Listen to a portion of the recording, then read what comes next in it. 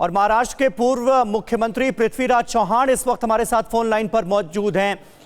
पृथ्वीराज चौहान जी, किस तरह से आप देखेंगे? ये तो बहुत बड़ा सदमा है, बहुत बड़ा शौक है आप सभी के लिए, जो कि उनके पुराने सहयोगी रहे, और महाराष्ट्र की सियासत के लिहाज से देखा जाए तो ये हादसा कितना बड़ा है?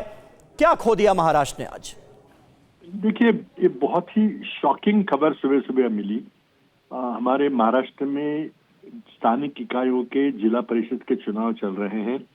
कल ही नॉमिनेशन विड्रॉ करने का आखिरी दिन था और आज से कैंपेन शुरू हो गया था, इसीलिए वो अपने क्षेत्र बारामती जा रहे थे हवाई जहाज से, मुंबई से बारामती। अब बारामती में ये विमान दुर्घटनाग्रस्त हुआ। बहुत बड़ा राजनीति को सदमा लगा है। मेरे वो विरोधक थे, लेकिन साथ ही में हमने 2010 के नवंबर से जब मैं पहली बार मुख्यमंत्री बना, मेरे साथ वो भी पहली बार महाराष्ट्र के उप मुख्यमंत्री बने। बिल्कुल। और हमने दोनों ने मिलकर महाराष्ट्र का प्रशासन की बागडोर करीब 4.5 साल संभाली। मैं उनके काम से बहुत करीब से वाकिफ हूँ। हमारे कुछ मतभेद भी थे, बाद में हम अलग अलग पार्टियों में हो गए और एक दूसरे के राजनीतिक विरोधक थे, लेकिन उनकी काबिलियत के बारे में कोई दो राय नहीं थी। बहुत ही डायनामिक लीडर था। महाराष्ट्र को उनसे बहुत बड़ी उम्मीद थी कि एक दिन वो महाराष्ट्र का नेतृत्व करेंगे। बहुत कंट्रोवर्सी भी उनके आसपास सराउंडेड थी, लेकिन बहुत ही डिसाइसिव लीडर थे और कोई कभी अगर मगर की बात नहीं होती थी उनके पास। तो मैंने बहुत करीब से हमने दोनों ने साथ में काम किया है 4.5 साल तक, और मैं बहुत अच्छी तरह जानता हूँ। हमारे कुछ मतभेद रहे हैं, जैसे मैंने कहा जी, और हम राजनीतिक विरोधक थे एक दूसरे के, लेकिन उनके एडमिनिस्ट्रेटिव एबिलिटी के बारे में, प्रशासनिक कौशल्य के बारे में कोई दो राय नहीं थी। महाराष्ट्र को उनसे बहुत बड़ी उम्मीदें थी। और हाल ही में जो गुट बन गए थे एनसीपी के, शरद पवार ग्रुप और अजित पवार ग्रुप, वो करीब करीब शरद पवार ग्रुप के सारे लोग अजित पवार ग्रुप में शामिल से हो गए थे, दिख रहे थे। फॉर्मल मर्जर अभी होना बाकी था जी। लेकिन ऐसे समय अजित पवार का जाना एक बहुत ही बड़ा राजनीतिक सदमा है। महाराष्ट्र को है, वेस्टर्न महाराष्ट्र को है और महाराष्ट्र की पूरी राजनीति को है।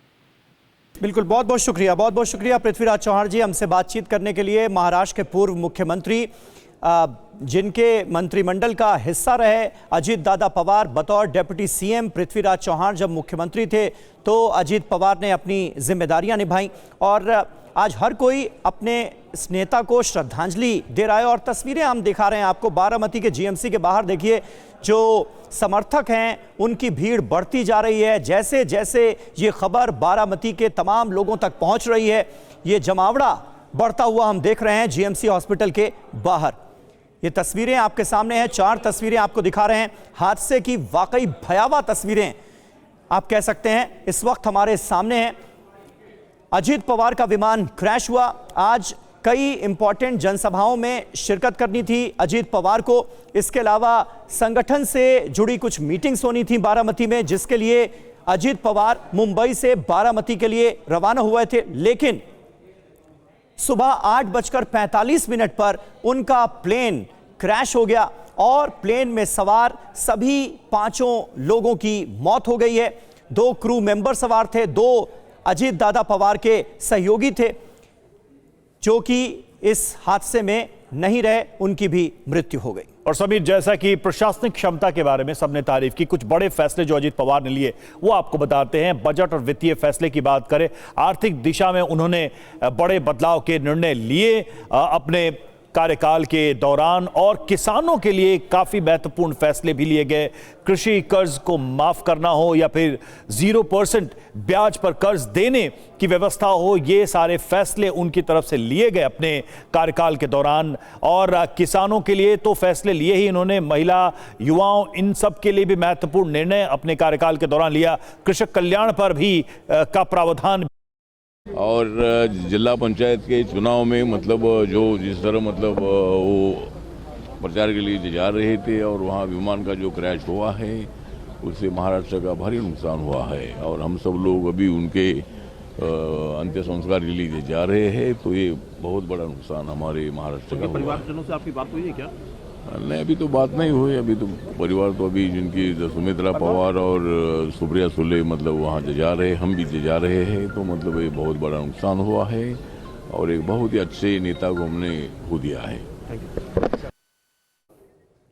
तो रामदास अठावले केंद्रीय मंत्री श्रद्धांजलि अर्पित करते हुए अजित पवार की निधन के खबर के बाद, और देखिए गृह मंत्री अमित शाह ने भी अब से थोड़ी देर पहले, चंद पलों पहले एक पोस्ट की है जिसमें उन्होंने लिखा है कि आज एक दुखद हादसे में महाराष्ट्र के उप मुख्यमंत्री और एनडीए के हमारे वरिष्ठ साथी अजित पवार जी को खो देने की सूचना से मन अत्यंत व्यथित है।